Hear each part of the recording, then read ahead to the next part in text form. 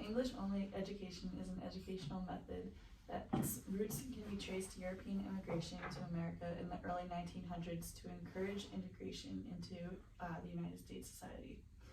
Known as a total immersion method, a movement began to legislate against bilingual programs to implement English-only instruction in the classrooms. Teachers and students solely speak in the English language. In this way, students are immersed in a second language all day. First, let's create a clear vision for how a typical English classroom is run and its effectiveness. English-only classrooms encourage students who speak English as a second language to begin thinking their own thoughts in English.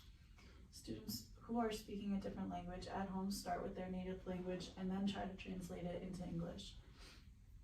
If the English language is spoken only in classrooms, then these students start to think primarily in English rather than their native language. This is a result of a process under English-only education called learning through osmosis. This process encourages students to absorb the English language merely through exposure. Classroom management is not only necessary, but a clear benefit of English-only education. Because English is the only language spoken upon entrance, chatter among students are reduced. After all, there are clear boundaries in the room to speak solely English. With appropriate implementation, this can allow for language to be used when necessary. Consider the following. If students are speaking in one language that many are learning, there will likely be fewer quarrels among students and discussion will often revolve around content, as the students will be more engaged as they are spending class time engaged in chatter but focused on classroom activities. As a result, one person is likely talking at a time because learning students will have no choice but to listen carefully to elicit a response. This allows for more openness and connections as all stories and content is being shared in one language. Speaking English only impacts the cognitive development of students. They are engaged in maximum exposure to English. Thus, their speaking skills improve. For example, while students may write in English in a bilingual classroom, they may gravitate towards writing to avoid engaging in conversation. Cognitively, a young student is in the best time frame for acquiring a new language while young. In a 1989 study by Johnson and Newport found that child second language learners in general outperforms adult second language learners because of their critical periods of learning. Thus, the timing and language acquisition has a ripe window that English-only education could fulfill. Bilingual classrooms receive less input in their language than their monolingual peers, whereas monolingual teaching has only one language in which a child slowly becomes dominant and the context in which she receives input is solitary. The Bilingual Education Act of 1968 was noted as the first federal recognition of the needs of students with limited English proficiency in the classroom. Bilingual education involves the use of multiple languages, including students' native languages, to teach content to students. In schools, there's a large population of Spanish-speaking children whose main language is Spanish, and they benefit most from learning in both English and Spanish. By integrating English into students' education, they can further their language comprehension while also continuing with their native language. For one, students in bilingual education programs gain a sense of cultural understanding and a better appreciation for different cultures. They are able to integrate the two languages and therefore communicate with more people who speak both languages. This increases their social skills in and out of the classroom. By being able to effectively speak two languages offers better interactions between individuals and lets the students feel a sense of belongingness in both communities. Secondly, bilingual education increases cognitive ability. The way that bilingual students are able to convert words and sayings and understand things in two languages promotes better cognitive functions. Their brains are more developed and can problem solve and understand more complex tasks due to their cognitive functions. Research has shown that bilingual students have higher academic scores as well as increased focus and decision making. Bilingual students have a better understanding of critical thinking as their brain can switch between two languages. Lastly, bilingual education opens doors for future opportunities.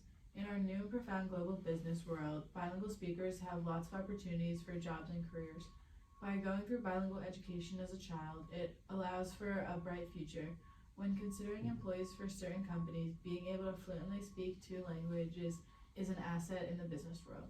Overall, bilingual education only helps students not only at a young age, but in their future as well, by providing them with more opportunities and pushing their limits in and out of the classroom. So my opponents say that English-only education increases cognitive development. However, in a bilingual education classroom, children's cognitive development is always growing as well. Students are always trying to find ways to understand a different language. This is prompting that development in their brains. The students are trying to figure out ways to problem solve and find patterns, all while trying to balance two languages. This increase in cognitive development helps them to have an increase in economic opportunities in the future. Bilingual education also promotes cultural awareness, which is extremely important for students to develop, especially at an early age. It is important for English language learner teachers to always remember to implement students' cultures with the class as a whole. By doing this, students will have more of an appreciation for each other as they start to learn more about each other, what their background looks like, and they can start to form connections. Teachers should always be looking for ways to connect students' language with the English language to make it a more comfortable environment for them. One example could be talking about the different holidays that different cultures celebrate instead of just talking about one, which could be Christmas, which is mostly celebrated by students. So, how does English-only education address these cultural aspects of the student's background? So, I'm going to elaborate about this in my crossfire, but there's ways that cultural proficiency can still be fostered, whether it be through family involvement, and you can still learn about a variety of cultural environments, whether it's through text reading and videos and just education about these cultures. So the same content is being relayed, but you're just using one mode of language for that education. Okay, thank you. So my opponents also believe that English-only education prompts good classroom management, since there is only one language being spoken, so it's easier for the teacher to communicate to the students and have them get engaged and motivated. While this may be true, that is not to say that bilingual education classrooms don't have good classroom management. There are many different ways that English language learner teachers can make sure that their classroom runs smoothly. One way that teachers can help create good classroom management is always having a checklist written on the side of the board and continuing checking off when each task is completed. Through this, students will know what they have to prepare for next, not have to worry about being unsure about what is to come, and overall will just help them stay on task more and focus on the content being learned instead of getting sidetracked. Another way that teachers can make sure that their classroom runs smoothly is through communication to the students. Teachers should always be making sure that when explaining directions to students, there's some type of support along with them being verbally explained or written on the board. Perhaps have certain types of imagery or do any body language movements that can help students understand the point or direction to maybe trying to get across.